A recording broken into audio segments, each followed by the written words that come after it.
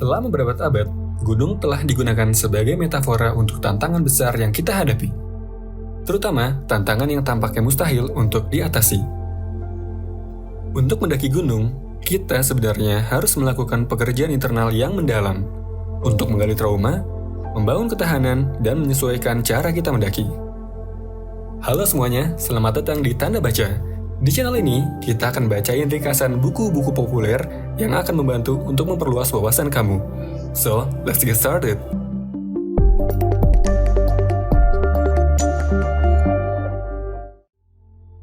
The Mountain Issue, karya Brianna Wiest. Ketakutan dan kebiasaan buruk dapat mencegah kamu menjalani kehidupan terbaik kamu, tetapi juga dapat menunjukkan cara untuk mencapainya. Jalannya akan sulit, seperti mendaki gunung. Kamu harus duduk dengan ketidaknyamanan dan jujur tentang tindakan kamu. Perubahan tidak pernah mudah, tetapi kamu dapat mengubah pola negatif kamu dan menemukan kembali dirimu sebagai orang yang kamu inginkan. Dalam The Mountain Issue, karya Brianna Wiest ini, kamu akan menemukan banyak cara kebiasaan dan kekhawatiran dapat menahan kamu. Dan dengan melakukannya, kamu akan menemukan bahwa ada juga banyak cara yang dapat kamu pelajari dari perilaku negatif tersebut. Dan gunakan pengetahuan itu untuk mengarahkan kamu ke arah yang positif. Saat membaca, kamu pasti menemukan sifat atau perasaan yang akrab dari kehidupan kamu sendiri. Bagus, itu semua adalah bagian dari proses ketika kamu akhirnya jujur dan menghadapi rintangan yang paling menantang diri kamu sendiri. Itulah yang digambarkan oleh gunung. Pergumulan batin yang menahan kamu. Wiest menyediakan banyak rute melewati gunung, menjelaskan di mana mereka mulai dan berakhir, memperingatkan berbagai tikungan dan menggambarkan pemandangan di sepanjang jalan. Episode kali ini tidak akan melewati semua jalur itu, tetapi ini akan menunjukkan kepada kamu bagaimana memulai untuk mendaki gunung itu dan mengubah hidup kamu dalam prosesnya. Apa itu sabotase diri? Sabotase diri mungkin terdengar seperti sesuatu yang terpaksa kamu lakukan di bawah hipnosis. Semua orang tertawa saat kamu berada di atas panggung, tanpa sadar dan meronta-ronta. Jelas tidak ada yang kamu lakukan secara sadar. Tetapi sebenarnya, sabotase diri jauh lebih halus daripada pertunjukan hipnotis. Dan itu sangat umum. Sabotase diri adalah mekanisme coping yang kamu gunakan untuk memenuhi kebutuhan atau emosi yang diabaikan. Ini melindungi kamu dan menenangkan ketidaknyamanan yang kamu rasakan dari pengabaian itu. Tapi, seperti semua mekanisme coping, sabotase diri hanya memberikan kelegaan sementara. Itu tidak benar-benar memenuhi kebutuhan kamu. Cara kamu menyabotase diri dapat terjadi dalam berbagai bentuk. Ada perfeksionisme yang melindungi kamu dari kegagalan dengan menyabotase upaya kamu untuk mencoba hal-hal yang baru, karena kamu tidak tahan melakukannya dengan tidak sempurna. Jadi, kamu tidak melakukannya sama sekali, atau mencabut yang melindungi kamu dari menghadapi masalah nyata dalam hidup kamu, dengan mengalihkan perhatian kamu ke hubungan, pekerjaan, rumah, atau proyek baru yang baru saja kamu mulai. Atau kesombongan, yang melindungi kamu dari penghakiman dan menahan kamu dalam situasi yang tidak lagi berhasil. Seperti tidak mengakhiri pernikahan yang buruk, karena kamu terlalu malu dengan pendapat orang lain tentang perceraian kamu. Ada beberapa cara untuk mengetahui apakah kamu terjebak dalam spiral sabotase diri.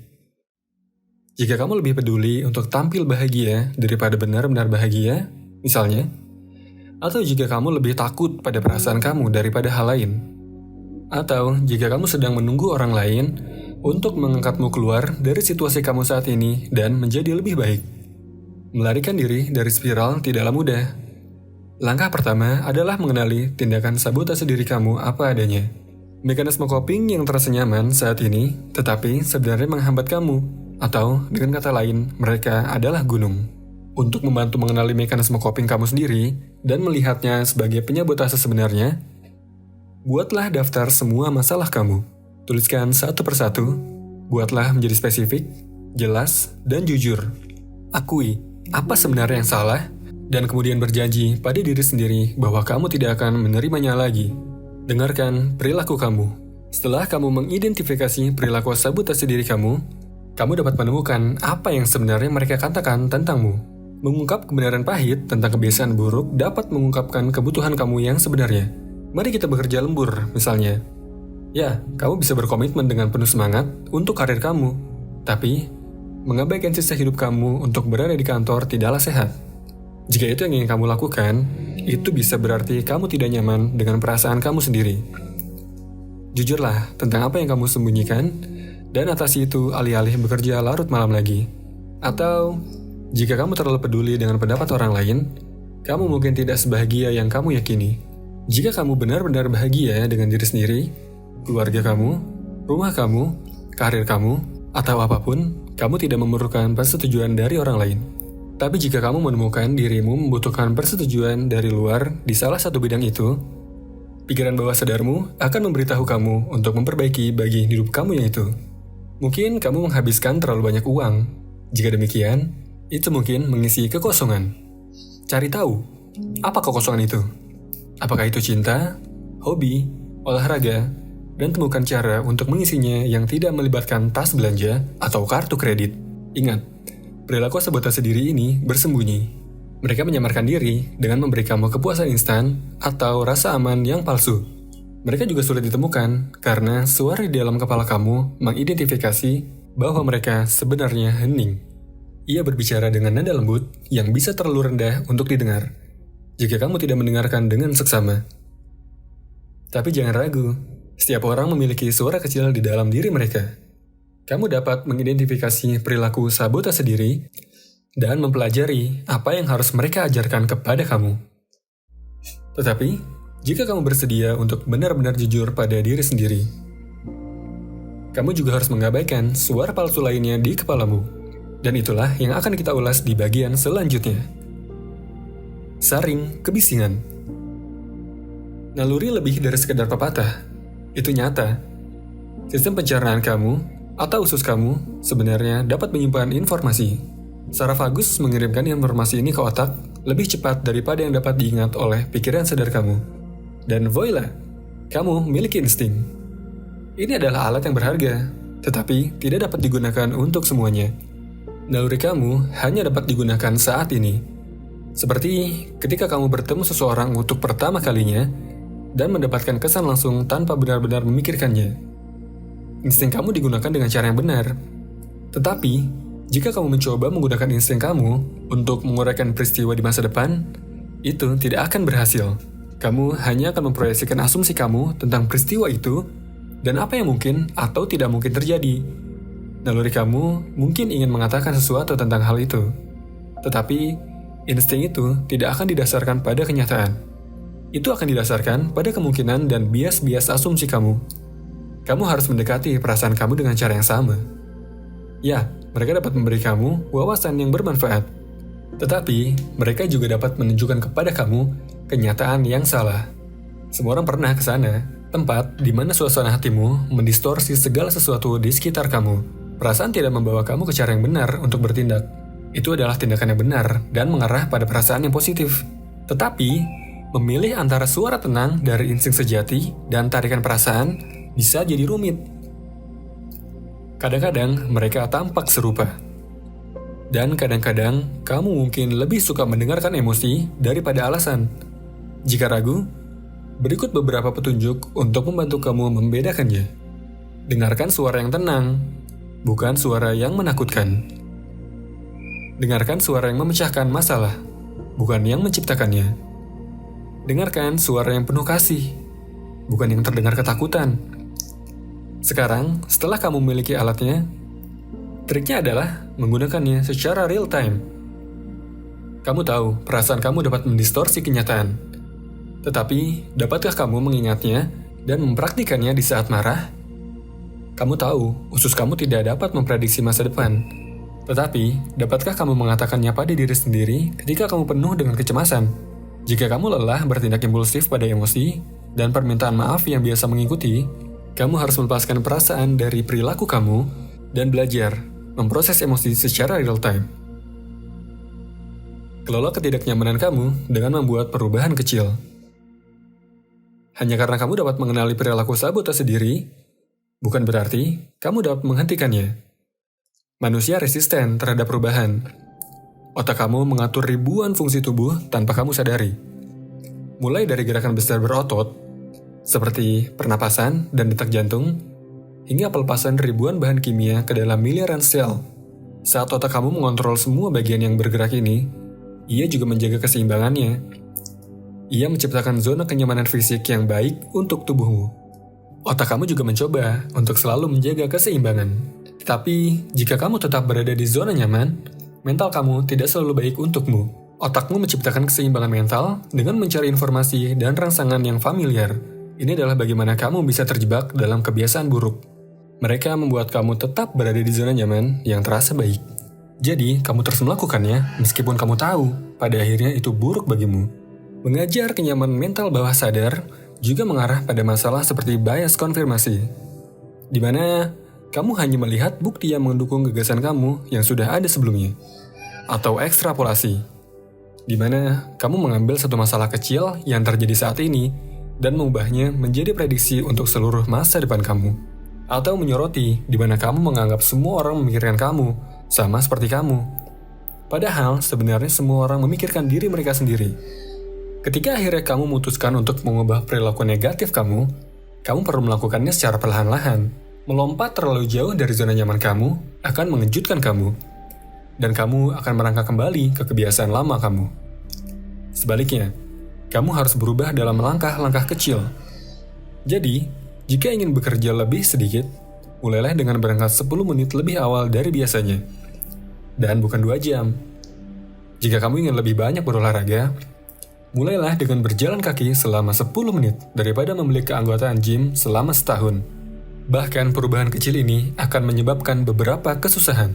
Tetapi kamu tidak dapat benar-benar berubah sampai kamu bersedia melakukan apa yang membuat kamu tidak nyaman. Ketidaknyamananmu akan dapat dikelola jika kamu melakukannya secara perlahan. Dan perubahan yang kamu inginkan akan mengikuti. Menjadi versi terbaik dari diri kamu. Jangan berpikir tentang gajah merah muda. Kamu baru saja memikirkan gajah merah muda, bukan? Tidak apa-apa, itu wajar. Itulah mengapa kita tidak berhasil untuk memikirkan kebiasaan buruk dan perasaan negatif yang telah kamu gunakan sebagai mekanisme coping.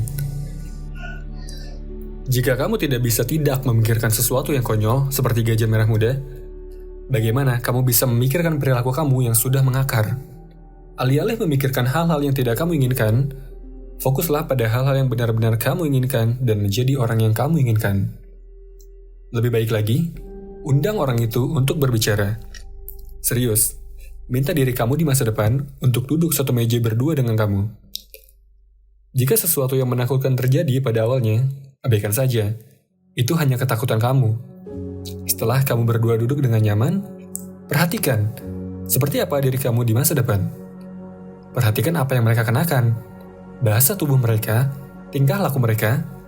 Jika kamu ingin menjadi orang ini, kamu harus tahu persis apa yang kamu tuju.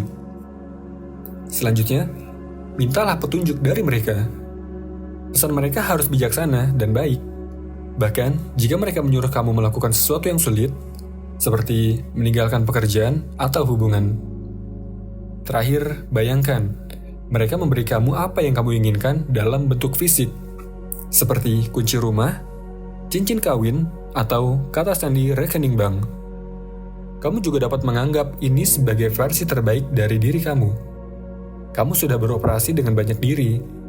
Orang yang bersama teman-teman kamu berbeda dengan yang bersama dengan keluarga kamu. Dan orang itu berbeda dengan kamu di tempat kerja. Inilah cara menemukan versi terbaik dari diri kamu. Mulailah dengan menanyakan apa yang akan dilakukan oleh diri kamu yang terbaik saat ini. Ini tidak berarti membayangkan diri kamu dengan semua yang kamu inginkan dan menggambarkan hari atau liburan ideal dengan orang itu. Itu berarti apa yang akan dilakukan oleh diri kamu yang terbaik dalam situasi kamu saat ini. Langkah apa yang akan mereka ambil jika mereka benar-benar berada di posisi kamu.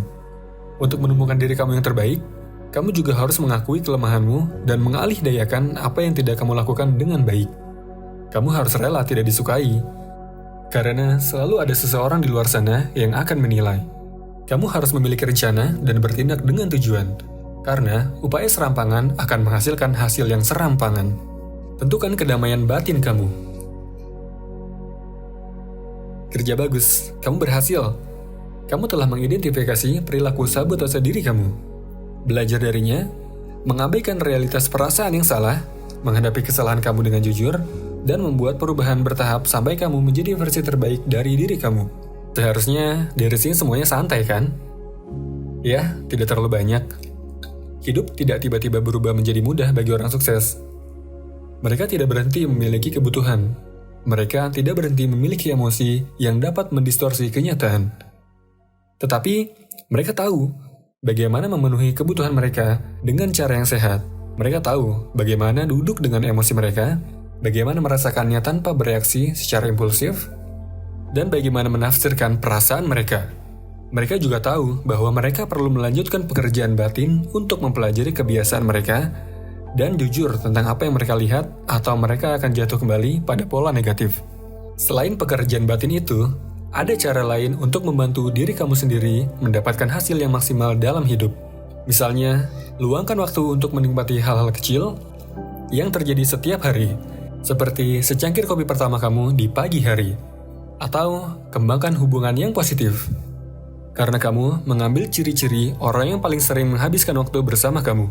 Lihat setiap situasi sebagai pengalaman belajar, meskipun hanya duduk di rumah. Ketika kamu mengikuti pekerjaan batinmu dan memelihara hidupmu dengan cara yang positif, kamu akhirnya dapat menemukan kedamaian batin. Ini berbeda dengan kebahagiaan yang datang dan pergi, dan membuatmu menginginkan lebih. Kedamaian batin adalah mengetahui bahwa apapun yang terjadi di sekitar kamu, apakah itu sebuah kekacauan, rasa sakit, ataupun kegembiraan, kamu akan dapat tetap tenang dan terkendali. Bukan hanya untuk sesaat, tetapi di setiap momen dalam hidup kamu. Ringkasan akhir, kamu adalah musuh terburuk dan guru terhebatmu sendiri.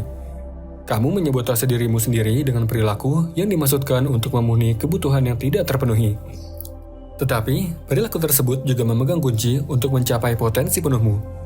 Jika kamu dapat belajar dari pesan mereka, mereka bisa menipu dan bisa mengambil banyak bentuk. Jadi, perhatikan baik-baik. Perilaku sabotase diri yang menghalangi jalan ini adalah gunung pribadimu. Mendaki gunung itu dan mengubah pola perilakumu membutuhkan kerja keras dan kejujuran. Jalannya akan lambat, dan pijakannya bisa berbahaya. Dan itu tidak akan nyaman, tetapi itu akan membantumu mengubah hidupmu.